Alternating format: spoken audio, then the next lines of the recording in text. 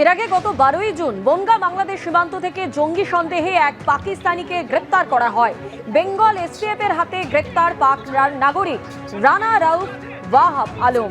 ধৃত সন্দেহভাজন জঙ্গির কাছ থেকে মেলে ভারতীয় ভোটার কার্ড। জাল নথি তৈরির অভিযোগে তপসিয়া থেকে গ্রেপ্তার হয় মোহাম্মদ আজিজ।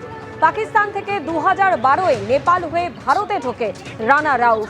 কাঠমিস্ত্রির আলারে তপসিয়ার আজিজের জাল ভোটের কার্ডের ব্যবসা।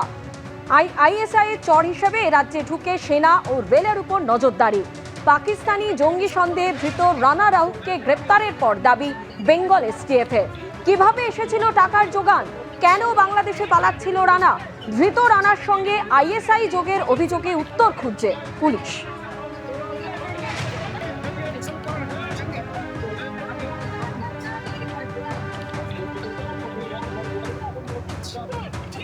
আইএসআই এজেন্ট সন্দেহে ধৃত শফিকুল ইসলামের শ্বশুর বাড়িতেই কি ছিল ডেরা? শ্বশুর বাড়ি থেকে কি যাবতীয় কাজকর্ম চালাতো শফিকুলের শ্বশুর বাড়ি উত্তর দিনাজপুরের পাঞ্জিপাড়ার দেউনা গ্রামে। গ্রেপ্তারের পর শ্বশুর বাড়িতে নিয়ে গিয়ে স্ত্রীকে মুখোমুখি বসিয়ে জেরা। 12 বছর বিয়ে হলেও শফিকুলের বাড়ি কোথায় জানতে পারেননি, কোথায় বাড়ি স্পষ্ট করে বলেননি স্বামী। চাঞ্চল্যকর দাবি শফিকুলের স্ত্রী। কোথায় আপনার শ্বশুর বাড়ি? আমার শ্বশুর বাড়ি আমি তো জানি না আমার শ্বশুর বাড়ি কোথায়। আপনার শ্বশুর বাড়ি কোথায় আপনি জানেন না? না। কেন? আপনাকে বিয়ে করে নিয়ে যায়নি? না। বিয়ের পরে কি আপনার স্বামী এখানেই থাকতো? ওর অন্য বাড়িতে আছিল। জানেন না? অন্য বাড়িতে ছিল। কোন বাড়িতে ছিল? আমার বাবাও নাই, ভাই নাই, আমাকে বিয়ে দিয়েছে, আমি ওর কাছে ছিলাম। তোর শ্বশুর বাড়ি কোথায় জানেন না? না। তাহলে কি থাকতেন কোথায়? এই বাড়িতে? হ্যাঁ, মার বাপের বাড়িতে। তাহলে আপনার স্বামী এখানেই থাকতো? হ্যাঁ।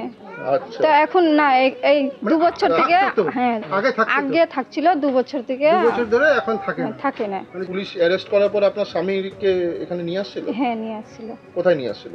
এই যে আমাদের গ্রামে। পুলিশ এনে কি বললো? আমাদের কিছু বলেনি, এমনি সাইন টাইন করছে, সাইন টাইন দিচ্ছিল। তো জিজ্ঞাসাবাদ করেনি আপনাদের? না, আমাকে কিচ্ছু জিজ্ঞাসাবাদ আপনারা জিজ্ঞেস করলেন না কেন ওকে অ্যারেস্ট করা হলো? হ্যাঁ বললাম তো বলে নাই। এখানে থাকছিল, ফের এখানে থাকছিল না, কোন জায়গায় এদিকে থাকছিল। ওর যে অ্যারেস্ট হয়েছে তার বাড়ি কোথায়? তো হিন্দুস্তানের না, তো অধিকার বাংলাদেশে, ইরানের কোন জায়গার আছে আমরা সেটা বলতে পারবো না। এই দেশের না? না, বাংলাদেশ থেকে এসে বিয়ে করতে আসছেন? এখানে এসে বিয়ে করেছিল। বাংলাদেশ কি ইরান কোন জায়গায় ওর বাড়ি আছে, লেকিন এখানে আসছিল, তো তারপরে এখানে বিয়ে হলো।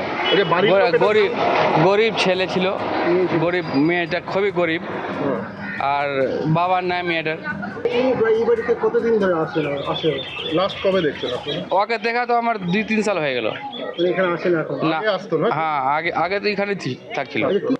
এবিপি আনন্দ এগিয়ে থাকে, এগিয়ে রাখে।